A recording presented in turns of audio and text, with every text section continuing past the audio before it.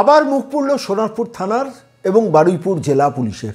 যথারীতি একটা fake narrative তৈরি করে, একটা ফেক এফআইআর তৈরি করে, আপনাদের মনে আছে সে কাহিনী, কাস্টমস অফিসার তার বাড়িতে, তার ফ্ল্যাটে চড়াও হয়ে তার 4 বছরের কন্যাকে পর্যন্ত ছাড়া হয়নি, তাকে রক্তাক্ত করা হয়েছিল কিনা, তার গাড়ির সঙ্গে একটা অটোর অ্যাক্সিডেন্ট হয় এবং পরবর্তীকালে সেটা নিয়ে একটা বাদানুবাদ হয়।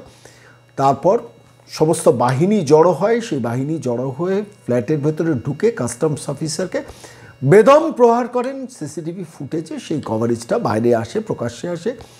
সোনারপুর থানাতে বারবার করে ফোন করেন কাস্টমস অফিসারের, অভিযোগ অন্তত তেমনই, বারবার করে ফোন করে অনেক দেরিতে শেষ পর্যন্ত সোনারপুর থানার পুলিশ আসে এবং তারপর তার অভিযোগটা গ্রহণ করা হয়। সেই অভিযোগের ভিত্তিতে জামিন অযোগ্য ধারায় মামলা দেওয়া হয়ে 4 জনকে গ্রেফতার করা হয়, আদালতে প্রডিউস করা হয় এবং সেখানে গিয়ে পুলিশের যা কারবার, সেখানে গিয়ে প্রমাণ পুলিশ আর পেশ করেনি। ফলত জামিন অযোগ্য ধারায় মামলা হওয়ার পরও 4 জন শ্বশুর করতে জেল থেকে বেরিয়ে গিয়েছিল।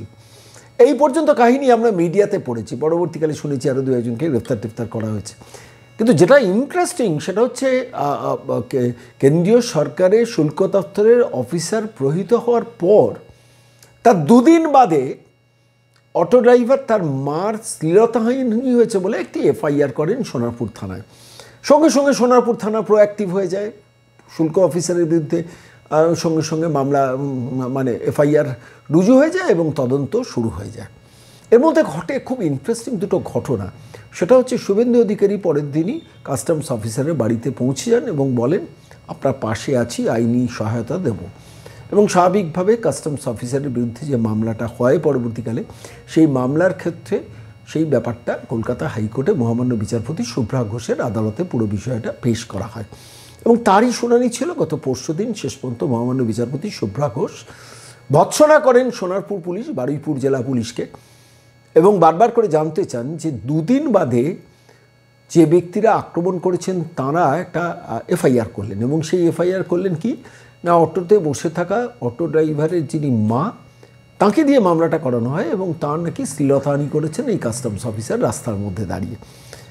তো স্বাভাবিকভাবে এর রাজ্য পুলিশের কাছে জানতে চান বারুইপুর জেলা পুলিশের যারা আইনজীবী ছিলেন কলকাতা হাইকোর্টের এজলাসে, তাদের জিজ্ঞেস করেন যে আপনারা প্রডিউস করুন যে আপনারা যে মুহূর্তে 2 দিন বাদে একজন এফআইআর করলো তার তদন্ত না করে এফআইআরটাকে কী করে অ্যাকসেপ্ট করলেন। সোনারপুর থানা এবং বারুইপুর জেলা পুলিশকে চেপে ধরলেন মহামান্য বিচারপতি এবং তার যিনি আইনজীবী, অন্তত মিডিয়া যা রিপোর্ট, শেষ পর্যন্ত কোনো যথাযথ জবাব দিতে পারেননি। অর্থাৎ কাস্টমস অফিসার মার খেলেন যেদিন, তিনি এফআইআর করলেন, সেই এফআইআরে জামিন অযোগ্য ধারা দেওয়া হলো এবং দেওয়ার পর তাদের বিরুদ্ধে পুলিশ কোর্টে তথ্য প্রমাণ পেশ করলো না, সিসিটিভি ফুটেজটাও পেশ করলো না এবং তারপর যে ঘটনাটা ঘটলো সেটা আরও মারাত্মক। তার 2 দিন বাদে অটো ড্রাইভার গিয়ে তার মার শ্লীলতাহানি করেছেন বলে একটা অভিযোগ জমা দিল এবং সঙ্গে সঙ্গে সোনারপুর থানার পুলিশ নেমে গেল, প্রোঅ্যাক্টিভ হলো। এই পর্যন্ত ঘটনার এবং এই ঘটনার প্রেক্ষিতে আদালতে পুরো বিষয়টা বিচার্য ছিল এবং শেষ পর্যন্ত মুখ পুড়ল বারুইপুর জেলা পুলিশের, মুখ পুড়ল সোনারপুর থানার এবং শেষ পর্যন্ত মামলাটাকে বা এফআইআরটাকে বাতিল করলেন মহামান্য বিচারপতি শুভ্রা ঘোষ। এই ঘটনাটা বলতে গিয়ে আমার যে বিষয়টা প্রশ্ন আসছে, প্রথম কথা এই সংবাদ শিরোনামে সর্বাধিক প্রচারিত দৈনিক, শতবর্ষ প্রাচীন দৈনিক আনন্দবাজারের প্রথম পৃষ্ঠায় আসে না, বড় করেও ছাপা হয় না যে একটা ভুয়ো এফআইআর করা হচ্ছে এবং সেটা নিয়ে সোনারপুর থানা তদন্তে নেমে যাচ্ছে। যে কোনো এফআইআর করলে তার আগে একটা ইনভেস্টিগেশন দরকার হয়, সেই ইনভেস্টিগেশন করতে পারেনি, যার জন্য ভৎসনার মুখে পড়লো সোনারপুর থানার পুলিশ বা বারুইপুর জেলা পুলিশ। যে বারুইপুর জেলা পুলিশটি আমি বহুবার মুখ খুলেছি যে ফেক ন্যারেটিভ তৈরি করার চেষ্টা করেন এরা। এবং যাই হোক, শেষ পর্যন্ত বিচারপতি শুভ্রা ঘোষের নির্দেশ, কাস্টমস অফিসারের দায়ের করা মূল মামলার তদন্ত যথাযথভাবে করতে হবে পুলিশকে। এবার এই প্রসঙ্গে আপনাদের একটা ছোট্ট কাহিনী বলি, মানে ঘটনাটা আমার খালি মনে পড়ছে। আমি দেখছিলাম লোকাল একটা স্থানীয় পোর্টালে সোনারপুর থানার কোনো একজন, সোনারপুর থানা না, বারুইপুর জেলা পুলিশের একজন অফিসার, মিস্টার ব্যানার্জি সম্ভবত, তিনি প্রেসের সামনে বসে গেলেন যে হ্যাঁ কাস্টমস অফিসার আক্রান্ত হয়েছেন, তার ব্যাপারে এফআইআর হয়েছিল, তার বিরুদ্ধে আমরা 4 জনকে গ্রেফতার করেছিলাম, তারা জামিন পেয়ে গিয়েছেন। তারপরে 2 দিন বাদে আরেকটা এফআইআর হয়, সেই এফআইআরও আমরা তদন্ত করছি এবং প্রশ্ন হলো যে এই সিসিটিভি ফুটেজটা, যে সিসিটিভি ফুটেজে দেখা গেছে সোনারপুর এই কাস্টমস অফিসারকে মারা হয়েছে বা তার বাড়িতে চড়াও হচ্ছে, সেটাও প্রমাণ হিসেবে কলকাতা হাইকোর্টে পেশ করতে পারলেন না, বা লোকাল লোয়ার কোর্টে যখন এই 4 জন জামিন পেলেন তখন সেটাকে প্রডিউস করতে পারলেন না। এই মহামান্য হুজুর দেখুন, এই হচ্ছে এভিডেন্স, এরা চড়াও হয়েছিল, সেই জন্য এদের গ্রেফতার করা হয়েছে। এবং শেষ পর্যন্ত গিয়ে যেটা হলো সেটা হচ্ছে কলকাতা হাইকোর্টে মুখটা পুড়ল সোনারপুর পুলিশ, সোনারপুর থানার পুলিশ, বারুইপুর জেলা পুলিশের এবং রাজীব কুমারের পুলিশের। আমি আজকে এই কাহিনিটা কেন বললাম জানেন তো? পুলিশ এইভাবে ফেক, আমি বলছি এগুলো ফেক ন্যারেটিভগুলোকে, ফেক কেসগুলোকে সাজায়, এবং এটা রাজীব কুমারের পুলিশ সাংঘাতিকভাবে করে। আমার বিরুদ্ধে করেছিল গোসাবা থানাকে দিয়ে। আমি যা বলিনি সেটা আমার মুখে বসিয়ে দিয়ে একটা এফআইআর করানো হয়েছিল, এবং তারপর আমাকে 100 কিলোমিটার দূরে গোসাবা থেকে ডেকে পাঠানো হয়েছিল। এবং সেই মাথায় হচ্ছে এই বারুইপুর জেলা পুলিশ, পলাশঢালির। আমি যার সম্বন্ধে একাধিকবার বলেছি যে এই পুলিশ অফিসারটাকে নজর রাখুন, এই আইপিএসকে নজর রাখুন, একে দিয়ে এই কারবারগুলো করানো হয়। এখন প্রশ্নটা হচ্ছে পলাশঢালিকে নিজে করেন না ওপর থেকে নির্দেশ চায়? যেহেতু কাস্টমস অফিসারকে মারা হয়েছে, যেহেতু কেন্দ্রীয় সরকারের কর্মী, সেই জন্য তিনি আক্রান্ত হওয়ার পর আমি যথাযথ বিচার করব না, যথাযথ এফআইআর করে যথাযথ শাস্তির ব্যবস্থা করব না। এই কেসটাও হারিয়ে যাবেন দেখবেন, কলকাতা হাইকোর্টে গেছে ঠিকই, কিন্তু এই কেসটাও সোনারপুর থানা চেপে দেবে। কারণ যারা মেরেছেন তারা হচ্ছে তৃণমূলের ছোট মেজো সেজো বড় নেতা। তাহলে কী করছেন রাজীব কুমার আপনি? এই প্রশ্নটা বারবার করি আপনাদের কাছে। মমতা বন্দ্যোপাধ্যায় এ রাজ্যের সবথেকে বড় ক্ষতি অনেকগুলো সেক্টরে করেছেন, এডুকেশনে করেছেন, হেলথে করেছেন, কিন্তু পুলিশ অ্যাডমিনিস্ট্রেশনটাকে ভেঙে তছনছ করে দিয়েছে। আচ্ছা, এই সোনারপুর থানার পুলিশ কি নিজে থেকেই এরকম করেছে যে ঠিক আছে অটো ড্রাইভারকে দিয়ে আরেকটা কাউন্টার কেস সাজাই? ফেক কেস যেটা প্রমাণিত হলো, কলকাতা হাইকোর্টের অন্তত সিদ্ধান্তে বোঝা গেল যে এটা ফেক কেস সাজানো হয়েছিল, সেটা নিয়ে সোনারপুর থানা নেমে গিয়েছিল। এবং সবথেকে দুঃখজনক যেটা, একজন সম্ভবত আইপিএস, আমি জানি না, পল্লব মিশ্রা ব্যানার্জি বলে, তিনি একটা প্রেস কনফারেন্স করে দিলেন যে এরকম আমরা তদন্তে নেমেছি। যখন সাংবাদিকরা চেপে ধরছেন তখন আমতাম করছেন। কি পাচ্ছেন বারুইপুর জেলা পুলিশ? কি পাচ্ছেন সোনারপুর পুলিশ? কোথায় নামাচ্ছেন?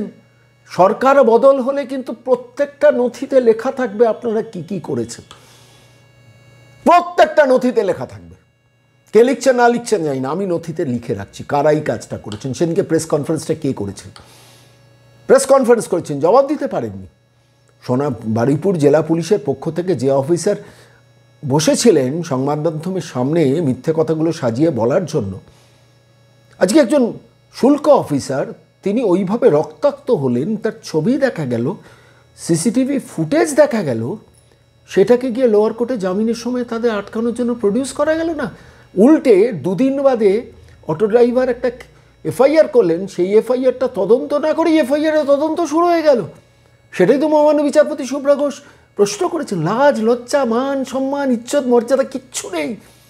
আরে পুলিশে অনেক ভালো কর্মচারীরা আছেন, অনেক ভালো অফিসাররা আছেন, অনেক ভালো আইপিএসরা আছেন, পুলিশ অফিসার ভালো অফিসাররা আছেন। একটু রুখে দাঁড়িয়ে মেরুদণ্ডটা সোজা করে বলতে পারেন না, না এটা আমি করবো না, এটা ফেক কেস। আপনি তদন্ত না করে কি করে এফআইআর করলেন? আজকে ওই কাস্টমস অফিসার না হয়ে যদি কোনো, ঈশ্বর করুন না হোক, কোনো যদি তৃণমূলের নেতা আক্রান্ত হতেন, এই ফেক ন্যারেটিভ তৈরি করাতে পারতেন? আপনাদের মনে হলো না যে 2 দিন বাদে যখন কেসটা সাজানো, প্রমাণ তো দিতে পারলেন না। মহামান্য বিচারপতি শুভ্রা ঘোষের ঘরে গিয়ে বারুইপুর জেলা পুলিশ তো পলাশঢালি সাহেব, আমি জানি না এখনও শপথে আছেন কি না, বা যে পুলিশ অফিসার সেদিনকে প্রেস কনফারেন্স করছেন সোনারপুর পুলিশের হয়ে, সোনারপুর থানাকে সার্টিফাই করছিলেন, হ্যাঁ সঙ্গে সঙ্গে গেছেন। কি প্রয়োজন আছে বলুন তো শুল্ক অফিসারের বারবার করে বলার যে আমি বারবার করে পুলিশকে আসতে বলেছি, সময় আসেনি? আর ওই পুলিশ অফিসার বসে বসে বানিয়ে মিথ্যা কথা বললেন প্রেসের সামনে, সঙ্গে সঙ্গে চলে গেছেন। আজকে শুভ্রা ঘোষ, মহামান্য বিচারপতি শুভ্রা ঘোষের ভৎসনা খেয়ে ভালো লাগলো? উর্দির অসম্মান হলো না, অমর্যাদা হলো না? এই মিথ্যে কথাটা প্রকাশ্যে আদালতে ধরা পড়ার পর কি বলবেন এখন? কে বলবেন? দিনের পর দিন এই অসভ্যতা আপনারা করছেন। বাংলার মানুষ জেনে রাখুন, এই সোনারপুর থানা বারুইপুর জেলা পুলিশ এই কীর্তি করেছিল।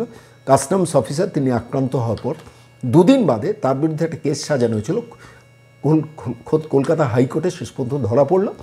ধরার পর মহামান্য বিচারপতি সেই এফআইআরটা যেটা পুলিশ সঙ্গে সঙ্গে তদন্ত শুরু করে দিয়েছিল, সেটাকে বাতিল করলেন এবং কাস্টমস অফিসারের করা মেন এফআইআরটা যথাযথ তদন্ত করে রায় দিতে বললেন। কিন্তু সেটাও আলটিমেটলি আর হবে না, মহামান্য বিচারপতির কথা ওরা শুনবে না। আমার প্রশ্ন একটা খুব specific, ADG law and order South বেঙ্গলকে সুপ্রতিম সরকার, রাজ্যের ডিজি কে রাজীব কুমার, পলাশধারী লেখার ক্ষমতা আছে এই কারবার করার? ওপর থেকে ইশারা এসছে, না না শুল্ক অফিসার ওর বিরুদ্ধে ভুয়ো কেস সাজাও, তোমরা নাও, প্রেস কনফারেন্স করতে বসে যাও, সব নথিতে লেখা থাকবে। আমি বলছি বারুইপুর জেলা পুলিশের কর্তা, আপনাকেও বলছি, যিনি প্রেস কনফারেন্স করে সেদিনকে মিথ্যে বয়ান দিয়েছিলেন, আমি খুঁজছি সেই প্রেস লোকাল পোর্টালে প্রেস বাইট দিয়েছেন, আমি খুঁজে পাবো আশা করি।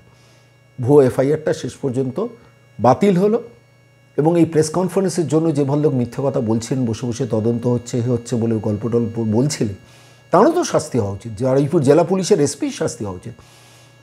কিন্তু মমতা বন্দ্যোপাধ্যায়ের রাজত্ব তো, যে যত বড় ফলস কেস সাজায় তিনি রিওয়ার্ডেড হন।